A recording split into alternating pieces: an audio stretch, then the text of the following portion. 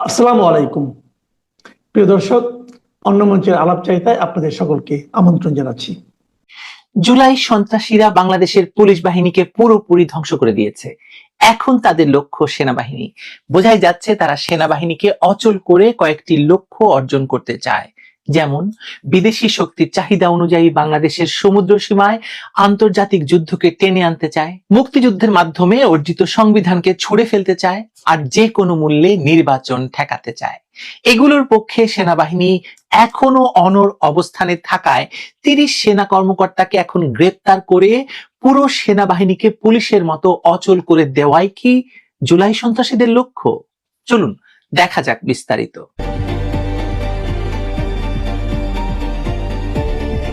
বাংলাদেশের পুরো আইন শৃঙ্খলা রক্ষাকারী বাহিনী এখন ভয়াবহ অচল অবস্থার মধ্যে পড়েছে। জুলাইয়ের সহিংসতা ও পরবর্তী সন্ত্রাসী হামলায় শত শত পুলিশ কর্মকর্তা প্রাণ হারিয়েছেন, কয়েক হাজার সদস্য আহত হয়েছে, চাকরি হারিয়েছেন অসংখ্য পুলিশের কর্মকর্তা। এর প্রভাবে পুরো বাহিনীর পুলিশ বাহিনীর মনোবল ভেঙে পড়েছে। আজ এমন পরিস্থিতি হয়েছে যে সাধারণ মানুষও পুলিশকে আক্রমণ করছে, আর অনেক পুলিশ সদস্য বলছে তারা আর এই বাহিনীতে থাকতে চান না, তারা নিজেদের জীবন বাঁচাতে অন্যত্র কাজ খুঁজছেন। এই পরিস্থিতিতে এখন প্রশ্ন উঠছে, পুলিশের পর এবার কি লক্ষ্য সেনাবাহিনী? কারণ রাষ্ট্রের সার্বভৌমত্বের প্রতীক হিসাবে যাদের উপর নির্ভর করে মানুষ, দেশ, সেই বাহিনীকে এখন এক ধরনের অচল অবস্থার দিকে ঠেলে দেওয়া হচ্ছে। বিভিন্ন পর্যবেক্ষকের মতে দেশের ভেতরে ও বাইরে থাকা কিছু গোষ্ঠী চায় সেনাবাহিনীর ভেতর বিভাজন সৃষ্টি করে এই প্রতিষ্ঠানকে ভেঙে ফেলতে। তারা জানে বাংলাদেশের সেনাবাহিনী বিদেশি শক্তির স্বার্থে কোনো আঞ্চলিক যুদ্ধে জড়াতে রাজি নয়। আপনাদের স্মরণ করিয়ে দেই, সেই করিডোর থেকে শুরু করে এ পর্যন্ত বাংলাদেশকে একটি যুদ্ধের মধ্যে নিয়ে যাওয়াই এই ইউনূস সরকারের মূল লক্ষ্য, এবং সেখানে প্রধান এবং প্রথম বাধা হিসাবে বা অবস্টাকল হিসাবে আমরা সেনাবাহিনীকে দেখতে পাই। তাই ভেতর থেকেই তাদের দুর্বল করা হচ্ছে। আমি এ বিষয়ে কিছু তথ্য আপনাদের সামনে হাজির করতে যাচ্ছি। এটা লুকোনো কিছু নয় যে বাংলাদেশ সেনাবাহিনী সবসময় দেশের সার্বভৌমত্বের প্রশ্নে দৃঢ় অবস্থান নিয়েছে। কখনো কখনো একটু বেশি তারা দেশপ্রেম দেখিয়েছে। তারা কখনোই বিদেশি শক্তির চাপ বা আঞ্চলিক ষড়যন্ত্রে পা দেয়নি বলে প্রমাণ রয়েছে, যেমনটি পাকিস্তানের সেনাবাহিনী করে থাকে। সম্প্রতি প্রকাশিত কয়েকটি প্রতিবেদনে দেখা গেছে সীমান্তে মানবিক করিডোর বা আঞ্চলিক সামরিক রুট খোলার প্রস্তাব সেনাবাহিনী গ্রহণ করেনি। তাদের যুক্তি ছিল স্পষ্ট, বাংলাদেশে কোনো সংঘাত বা প্রক্সি যুদ্ধের করিডোর হবে না। এই অবস্থান অনেককেই অস্বস্তিতে ফেলে দিয়েছে, বিশেষত তাদের যারা দেশের ভূ রাজনীতি নিজেদের সুবিধা মতো ব্যবহার করতে চায়, অথবা যে বিদেশি শক্তি তাদেরকে ক্ষমতায় বসিয়েছে তাদের পারপাস সার্ভ করতে চায়। বঙ্গোপসাগর ও সেন্ট মার্টিনকে কেন্দ্র করে সম্প্রতি বড় শক্তিগুলোর আগ্রহ অস্বাভাবিকভাবে বেড়েছে। দক্ষিণ চীন সাগরের উত্তেজনা এখন বঙ্গোপসাগরে এসে পৌঁছে গেছে। যুক্তরাষ্ট্র, ভারত, চীন সব পক্ষই এখন এই অঞ্চলে সামরিক ও বাণিজ্যিক রুটে প্রভাব বাড়াতে চাইছে। বাংলাদেশের অবস্থান তাই অত্যন্ত কৌশলগত। সেনাবাহিনী এখন এই অবস্থানটিকে নিরপেক্ষ এবং ভারসাম্যপূর্ণ রাখতে চাইছে, যেটি বাংলাদেশের বিগত প্রধানমন্ত্রী অথবা এই সদ্য ক্ষমতাচ্যুত প্রধানমন্ত্রী শেখ হাসিনা এবং তার দল আওয়ামী লীগ সবসময় বলে এসেছে। তারা স্পষ্টভাবে জানিয়ে দিয়েছে বাংলাদেশ কোনো পক্ষের হয়ে কাজ করবে না, দেশের স্বার্থই হবে তাদের একমাত্র অগ্রাধিকার। এই নীতিগত অবস্থানকেই এখন কেউ কেউ নিজেদের স্বার্থের পথে বাধা হিসেবে দেখছে। এর সঙ্গে নতুন একটি বিষয় যোগ হয়েছে, দেশে অস্ত্র পাচার এবং সন্ত্রাসী সংগঠনগুলোর পুনর্গঠনের পুরোপুরি আশঙ্কা দেখা দিয়েছে। আজকে একটি রিপোর্ট দেখা গেছে যে বাংলাদেশে নতুন 7টি রুটে অস্ত্র আসছে। বিভিন্ন সংবাদ মাধ্যমে সম্প্রতি একথা আরো উল্লেখ করা হয়েছে যে দেশের 7টি রুট দিয়ে অবৈধ অস্ত্র প্রবেশ করছে। এই অস্ত্র কারা ব্যবহার করবে, কি জন্য আসছে? নির্বাচনকে সামনে রেখে এবং পুরো বাংলাদেশের ভেতরে অস্থিতিশীলতা সৃষ্টি করে বাংলাদেশের রাষ্ট্র ক্ষমতা আবারও দখল করবে। এবং এবার দখল করবে কারা, সেটা তো আসলে নিউ ইয়র্ক টাইমস বলেছে, জাপান টাইমস বলেছে, এবং অন্যান্য বিশ্লেষকরা তো বলছেন এবার বাংলাদেশে ক্ষমতা দখল কারা করবে, তারা হচ্ছে একটি ভয়ঙ্কর উগ্র জঙ্গি গোষ্ঠী। এই খবর সেনা এবং নিরাপত্তা বাহিনীর উদ্বেগ বাড়িয়েছে। স্বাভাবিকভাবেই সেনা সদর দপ্তর মনে করছে যারা দেশের অভ্যন্তরে অস্থিরতা সৃষ্টি করতে চায় তারাই এই অস্ত্র প্রবাহের পেছনে সক্রিয়। এটা নিছক চোরাচালান নয়, বরং একটি পরিকল্পিত প্রচেষ্টা রাষ্ট্রকে অস্থিতিশীল করার জন্য। এই প্রক্রিয়ার কেন্দ্রবিন্দুতে আছেন সরকারের তথাকথিত নিরাপত্তা উপদেষ্টা রজার রহমান বা ওরফে খলিলুর রহমান, যিনি নানাভাবে বাহিনীর ভেতরে উত্তেজনা এবং অবিশ্বাস বাড়ানোর চেষ্টা করছেন বলে অভিযোগ উঠেছে। দেশের সীমান্তে অস্থিরতা, উস্কানিমূলক বক্তব্য আর একের পর এক প্রশাসনিক চাপ সব মিলিয়ে সেনাবাহিনীর ভেতর এক অস্বস্তিকর এবং ভয়াবহ পরিবেশ তৈরি হয়েছে। এসব কারণেই কি আন্তর্জাতিক অপরাধ ট্রাইব্যুনাল হঠাৎ করে ৩০ জন উচ্চ পদস্থ সেনা কর্মকর্তার নামে গ্রেপ্তারি পরোয়ানা জারি করেছে? অভিযোগ কি? অভিযোগ হচ্ছে অতীতে মানবাধিকার লঙ্ঘনের ঘটনা। এই পদক্ষেপ হঠাৎ করেই গোটা বাহিনীর উপর এক ধরনের চাপ তৈরি হয়েছে। কেউ বলেছেন এটা ন্যায় বিচারের প্রক্রিয়া, আবার কেউ মনে করছেন এই সময়টায় এমন পদক্ষেপের রাজনৈতিক প্রভাব ভেবে দেখা দরকার। কারণ বাহিনীর ভেতরে এখন আস্থার সংকট বাড়ছে। কে কাকে বিশ্বাস করবে, কে কার পক্ষে আছে, এই প্রশ্নগুলো ঘুরছে ভেতরে আর বাহিরে সর্বত্র। আর এতে মনে হচ্ছে পুরো সেনাবাহিনীকে এখন প্রশাসন, আইন, বিচার, এমনকি জনগণের সাথেও মুখোমুখি দাঁড় করিয়ে দেওয়া হচ্ছে। মুক্তিযুদ্ধের উত্তরাধিকার এই বাহিনী এতদিন ধৈর্য এবং সংযমের পরিচয় দিয়ে এসেছে, কিন্তু এই ধারাবাহিক উস্কানি এবং অপমানের মধ্যে তাদের ধৈর্যের সীমা কোথায় গিয়ে শেষ হবে, এটা এখন বড় প্রশ্ন। সাংবাদিক সম্মেলনে সেনাবাহিনীর পক্ষ থেকে জানানো হয়েছে যে যাদের নামে এই গ্রেপ্তারি পরোয়ানা জারি হয়েছে তাদের মধ্যে 15 জন, মানে অর্ধেক, এখন সেনা কাস্টডিতে আছেন। সেটাই থাকার কথা। যদি অভিযোগ থাকে তাহলে সেনাবাহিনীর বিচার সেনাবাহিনী করবে, সেনা আদালতে হবে। এটাই হচ্ছে বাংলাদেশের প্রচলিত নিয়ম। বাংলাদেশের ইতিহাসে সেনাবাহিনী সবসময় গুরুত্বপূর্ণ, কখনো কখনো নির্ণায়ক ভূমিকা রেখেছে। স্বাধীনতার পর সেনাবাহিনী শুধু সীমান্ত রক্ষা নয়, বরং রাষ্ট্র পরিচালনা, অবকাঠামো নির্মাণ, দুর্যোগ মোকাবেলা সব ক্ষেত্রেই ছিল দেশের ভরসা।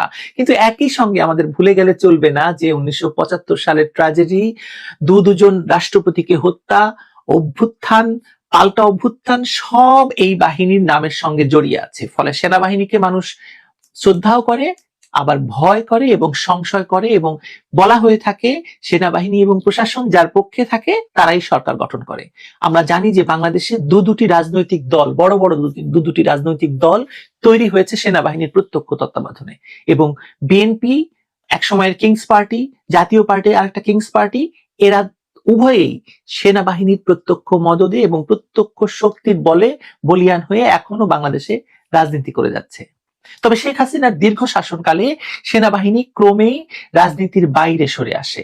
বেসামরিক প্রশাসন রাজনৈতিক নেতৃত্বের নিয়ন্ত্রণে থাকা একটি তুলনামূলক ভারসাম্যপূর্ণ অবস্থায় পৌঁছে গিয়েছিল। কিন্তু 2024 সালে সেই ভারসাম্য আবার ভেঙে পড়ে। জুলাইয়ের সহিংসতা, সরকার পতন এবং পরবর্তীতে ডক্টর ইউনূসের নেতৃত্বে নতুন সরকারের ক্ষমতায় আসা সবকিছু মিলিয়ে সেনাবাহিনী হঠাৎ করেই রাজনীতির ঘূর্ণাবর্তে একেবারে কেন্দ্রে চলে আসে।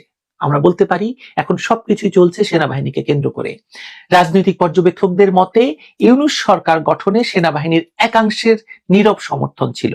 এমনকি বলা হয়ে থাকে যে ডিজিএফআই এর সেই সময়ের, মানে 2024 সালে যিনি ডিজিএফআই এর প্রধান ছিলেন, তিনি এই জুলাই সন্ত্রাসীদের পক্ষে কাজ করেছেন। বলা হয় জাতিসংঘ মিশনে সেনা অংশগ্রহণ অব্যাহত রাখার প্রতিশ্রুতির বিনিময়ে এই সেনাবাহিনী রাজনৈতিক অস্থিরতায় সরাসরি হস্তক্ষেপ করেনি। কিন্তু সেই হিসেব এখন পাল্টে গেছে বা যাচ্ছে। সরকার এখন একই বাহিনীকে শাসন এবং ভয়ের মাধ্যমে নিয়ন্ত্রণ করতে চাইছে, যা সেনা নেতৃত্বের ভেতর ক্ষোভ বাড়াচ্ছে। জুলাইয়ের সহিংসতার সময় সেনাবাহিনী মাঠে নেমেছিল কিন্তু গুলি চালানোর নির্দেশ স্থগিত রাখে, বা তারা আসলে কার্যত মাঠে ছিল কিন্তু কোনো কাজ করেনি। পরে সেনাপ্রধান বলেন সেনাবাহিনী নিরস্ত্র জনতার উপর গুলি চালাতে চায় না। কিন্তু প্রশ্ন হলো, এটা কি বাহিনীর নৈতিক অবস্থান নাকি রাজনৈতিক চাপের ফল, জাতিসংঘের চাপের ফল? তরুণ অফিসাররা হতাশ, কারণ তাদের চোখে সরকারের দ্বৈত আচরণ স্পষ্ট। অন্যদিকে সরকার দাবি করছে সেনাবাহিনী নিরপেক্ষ ছিল না, বরং পরিস্থিতি নিয়ন্ত্রণে ব্যর্থ হয়েছে। এই টানাপোড়েনের মধ্যেই সেনাপ্রধান ওয়াকারুজ্জামানকে নিয়ে শুরু হয় একের পর এক বিতর্ক। অভিযোগ উঠেছে 5 আগস্টের ঘটনার সময় তিনি গুরুত্বপূর্ণ মুহূর্তে রাজনৈতিক বৈঠকে ব্যস্ত ছিলেন, অথচ তখন গণভবনের নিরাপত্তা নিয়ে বিমান বাহিনীর উদ্যোগ নিতে চেয়েও বাধা পায় এই সেনাবাহিনীর কাছে বা সেনাপ্রধানের কাছে। সরকারের ঘনিষ্ঠ মহল এসব গুজব ছড়িয়ে দিয়েছে, কিন্তু সেনা সদর দপ্তরের ভেতর অস্বস্তি তৈরি হয়েছে। যা এখন আর গোপন কিছু নয়। এই নিয়ন্ত্রণের প্রক্রিয়ায় বাহিনীর ভেতরেই অসন্তোষ তৈরি হচ্ছে। একদিকে আদালতের পরোয়ানা, অন্যদিকে বদলি এবং তদন্ত, সব মিলিয়ে অফিসারদের মধ্যে অনিশ্চয়তা বাড়ছে। সম্প্রতি গুজব ছড়িয়েছে সেনানিবাসে উচ্চ পর্যায়ের বৈঠক হয়েছে, সেখানে কিছু অফিসার সরকারের প্রতি অসন্তোষ প্রকাশ করেছেন। এগুলো গুজবের কোনো প্রমাণ না থাকলেও এর ফলে বাহিনীর ভেতরে সন্দেহের বাতাস বইছে। বিদেশ থেকে এসব গুজব ছড়ানো হচ্ছে, দেশের ভেতরেও অনেকে এই গুজবের পেছনে কাজ করছেন। এদিকে রাজনৈতিক মহলে নানা আলোচনা চলছে। সেনাবাহিনী সরকারকে কি চাপ দিচ্ছে, নাকি সরকারি সেনাবাহিনীকে কোণঠাসা করতে চাইছে? সত্য যাই হোক, এই পারস্পরিক অবিশ্বাস দেশের জন্য ভয়াবহ। যদি সেনাবাহিনীর ভেতরে বিভাজন তৈরি হয় তাহলে রাষ্ট্রের নিরাপত্তা ব্যবস্থা ভেঙে পড়বে। খুব স্বাভাবিক। বাহিনীর বর্তমান নেতৃত্ব বারবার বলছে তারা সংবিধান এবং মুক্তিযুদ্ধের চেতনায় অঙ্গীকারবদ্ধ। তারা কোনো অবস্থাতেই সংবিধান পরিবর্তন বা নির্বাচনের বিলম্ব ঘটাতে রাজি নয়। এই দৃঢ় অবস্থান শুধুমাত্র সেনাবাহিনীর একজন কর্মকর্তা নয়, সেনাপ্রধান থেকে শুরু করে বেশিরভাগ সেনা সদস্যেরই একই মত। এই দৃঢ় অবস্থান দেশের জন্য যেমন ইতিবাচক, তেমনি সরকারে থাকা কিছু মহলের কাছে তা খুব অস্বস্তিকর। কিংস পার্টির কাছে অস্বস্তিকর, জামায়াতের কাছে অস্বস্তিকর, বিএনপির কথা এখন আমরা নাই বলি। কারণ বাহিনীর এই নিরপেক্ষ অবস্থান রাজনৈতিক হিসাব নিকাশে বাধা হয়ে দাঁড়াচ্ছে। এরপরেই আসে আন্তর্জাতিক অপরাধ ট্রাইব্যুনালের পরোয়ানা, গ্রেপ্তারি পরোয়ানা, যা মূলত এই পরিস্থিতিকে বিস্ফোরণের মুখে ঠেলে দিচ্ছে। প্রশ্ন উঠছে, সেনা কর্মকর্তাদের বিচার কি সেনা আদালতে হওয়া উচিত নাকি বেসামরিক ট্রাইব্যুনালে? আইনজীবীদের মধ্যে এই বিতর্ক এখন প্রবল। অনেকে বলছেন এটা রাজনৈতিক উদ্দেশ্য প্রণোদিত, আবার কেউ কেউ বলছেন অতীতের গুম, খুন বা মানবাধিকার লঙ্ঘনের দায় থেকে কেউই মুক্ত থাকতে পারে না। সত্য যেটাই হোক, এই পদক্ষেপ বাহিনীর ভেতর এক গভীর বিভাজন তৈরি করেছে। এরই মধ্যে দেশের রাজনৈতিক অঙ্গনে নতুন গুজব ছড়িয়েছে। আপনারা জানেন যে সেনানিবাসে উচ্চ পর্যায়ের বৈঠক হয়েছে, 56 জন জেনারেলের একত্রিত হওয়া, সরকারের উপর চাপ সৃষ্টি বা সামরিক আইন জারির আলোচনা হয়েছে। এসবের কোনো প্রমাণ পাওয়া যায়নি, কিন্তু গুজবের দাপট এতটাই যে এখন সেনা সদর দপ্তর পর্যন্ত তার প্রভাব টের পাচ্ছে। প্রেস কনফারেন্স করতে হয়েছে সেনা দপ্তরকে বিষয়ে। অনেক বিশ্লেষক মনে করছেন সরকার নিজেই এই অস্থিরতাকে ব্যবহার করছে যাতে ভবিষ্যতে বাহিনীকে দমন বা পুনর্গঠন করার অজুহাত তৈরি হয়। যেমনটি আক্তার বলেছে, এনসিপি ডিজিএফআই কে বিলুপ্ত করতে হবে, র‍্যাব তো বিলুপ্ত হয়েই যাচ্ছে। সুতরাং এসব উদ্দেশ্য হাসিল করার জন্য সেনাবাহিনীর ভেতর একটা ভয়ঙ্কর অস্থিরতা সৃষ্টি করা হচ্ছে। এখন সবচেয়ে বড় আশঙ্কা কি? এই চাপ এবং বিভাজন যদি আরো বাড়ে তাহলে সেনাবাহিনীর ভেতর আস্থাহীনতা এবং বিদ্রোহের আশঙ্কা তৈরি হবে, রক্তক্ষয় শুরু হতে পারে, রাষ্ট্রের নিরাপত্তা ব্যবস্থায় এমন এক অব্যবস্থা তৈরি হবে যেখানে বাহিনীর কেউ কারো উপর বিশ্বাস করবে না। আর যদি সেটা ঘটে তাহলে দেশের সার্বভৌমত্ব ঝুঁকিতে পড়বে। খুব স্বাভাবিক, যে কথা আমি আগেও বলেছি। বাংলাদেশের সেনাবাহিনী দীর্ঘদিন ধরে পেশাদার, সংযত এবং আন্তর্জাতিক মানদণ্ডে অন্যতম দক্ষ বাহিনী হিসেবে পরিচিত। গত 15 বছর আমরা দেখেছি বাংলাদেশের সেনাবাহিনী রাজনীতি থেকে দূরে ছিল এবং বাংলাদেশের সেনাবাহিনী মোটামুটি তাদের সুনাম, গৌরব অক্ষুণ্ণ রাখতে পেরেছিল। জাতিসংঘ শান্তিরক্ষা মিশনে তাদের অবস্থান বিশ্বের কাছে বাংলাদেশের মর্যাদা বহুগুণ বাড়িয়েছে। এখন যদি সেই সেনাবাহিনী রাজনৈতিক প্রতিশোধ বা ব্যক্তিগত স্বার্থের খেলায় জড়িয়ে পড়ে তাহলে ক্ষতি হবে কার? শুধু সেনাবাহিনীর নাকি পুরো রাষ্ট্র কাঠামোর? বাংলাদেশের জন্য এখন যা সবচেয়ে জরুরি তা হলো রাষ্ট্রের প্রতিটি অঙ্গ অর্থাৎ সরকার, বিচার বিভাগ ও সেনাবাহিনী একটি সুষম নীতিতে ফিরে আসা, একটি সুসম্পর্ক তৈরি হওয়া। ন্যায় বিচার যদি করতে হয় তার প্রতিশোধ নয়, প্রমাণের ভিত্তিতে হতে হবে। আর সেনাবাহিনীর ভেতর যদি সংস্কারও আনতে হয় সেটা হবে পেশাদার মানদণ্ডে, রাজনৈতিক আনুগত্যের ভিত্তিতে নয়। বিশেষ করে একটি নির্বাচিত সরকারের সময়ে সেটা যদি হয় সেটা সবচেয়ে ভালো। সুতরাং বিচার যদি হতেই হয় নির্বাচিত সরকারের আমলে হবে। একটি অগণতান্ত্রিক, অনৈতিক, দখলদার সরকার সেনাবাহিনীর ভেতর এই বিচারের নামে প্রহসন করে সেনাবাহিনীকে অস্থিতিশীল করার অধিকার বাংলাদেশে ডক্টর ইউনূস বা তার জুলাই সন্ত্রাসীদের নেই। একথা স্পষ্টভাবে আমাদের বলার সময় এসেছে। বাংলাদেশের সেনাবাহিনীকে ঘিরে যে ভয়ঙ্কর খেলা শুরু হয়েছে তা এখনই থামানো দরকার। কারণ এই বাহিনী ভেঙে পড়লে শুধু একটি প্রতিষ্ঠান নয়, গোটা দেশ অস্থিতিশীল হয়ে পড়বে। স্বাধীনতার পর এত কিছুর পরেও যেভাবে এই বাহিনী রাষ্ট্রকে টিকিয়ে রেখেছে, এই অবস্থায় তাদের ভেতর নতুন করে বিভাজন তৈরি করা মানে দেশের ভবিষ্যতের সঙ্গে জুয়া খেলা। কিন্তু আমার মনে হচ্ছে যে বাংলাদেশের সেনাবাহিনীকে জুলাই সন্ত্রাসীদের নিজস্ব বাহিনী হিসাবে প্রতিষ্ঠা করতে যে ভয়ঙ্কর খেলায় ইউনূস সরকার খেলছে তার শেষ পরিণতি আরো ভয়ঙ্কর হতে বাধ্য। আমরা এখনো জানি না যে সেনাবাহিনীর ভেতর কি চলছে। বিশেষ করে সেনাপ্রধানকে সরিয়ে দিয়ে তার জায়গায় জুলাই সন্ত্রাসীদের আরো কাছের লোক বসানোর গুজব বাতাসে ভাসছে। কিন্তু এই সেনাপ্রধানই কিন্তু জুলাই সন্ত্রাসীদের ক্ষমতা দখলে কোনো বাধা তো দেন নাই, বরং সহযোগিতা করেছেন এবং প্রায় 14 মাস ধরে ক্ষমতা ভোগ করতেও যথেষ্ট সহযোগিতা করে যাচ্ছেন।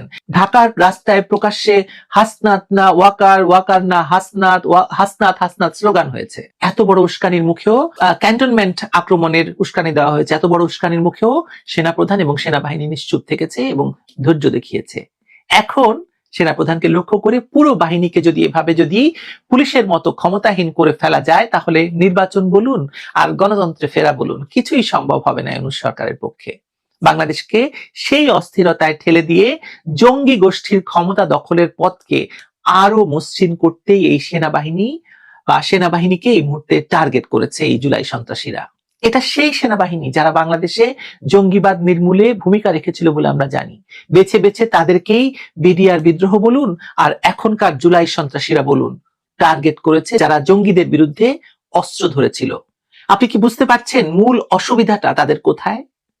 তারা পুলিশের মতো সেনাবাহিনীকেও নির্মূল করে দিতে চায়, নিশ্চিহ্ন করে দিতে চায়, ছত্রভঙ্গ করে দিতে চায়, যাতে তাদের ক্ষমতা দখলের পথে আর কোনো বাধা না থাকে। এই মুহূর্তে বাংলাদেশে স্থিতিশীলতা, সেনাবাহিনীর ভেতরে একটা চেইন অফ কমান্ড এবং বাংলাদেশের সেনাবাহিনীর এই যে অবস্থান নির্বাচনের পক্ষে এবং গণতন্ত্রে ফিরে যাওয়ার পক্ষে, এই অবস্থান অটুট রাখতে সেনাবাহিনীকে তাই আমাদের সকলের সমর্থন দেওয়া উচিত বলে আমার মনে হয়। ভালো থাকবেন।